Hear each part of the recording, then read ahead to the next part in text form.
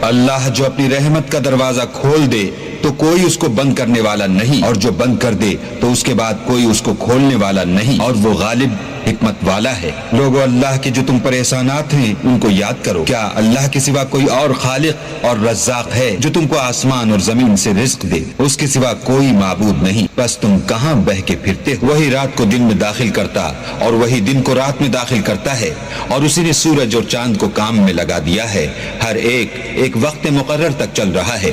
یہی اللہ تمہارا پروردگار ہے، اسی کی بادشاہی ہے، اور جن لوگوں کو تم اس کے سوا پکارتے وہ کھجور کی گٹھلی کے چھلکے کے برابر بھی تو کسی چیز کے مالک نہیں۔ اگر تم ان کو پکارو تو وہ تمہاری پکار نہ سنیں، اور اگر سن بھی لیں تو تمہاری بات کو قبول نہ کر سکیں، اور قیامت کے روز تمہارے شرک سے انکار کر دیں گے، اور خدائے باخبر کی طرح تم کو کوئی خبر نہیں دے گا۔ لوگو، تم سب اللہ کے محتاج ہو، اور اللہ بے پرواہ سزاوار حمد و ثنا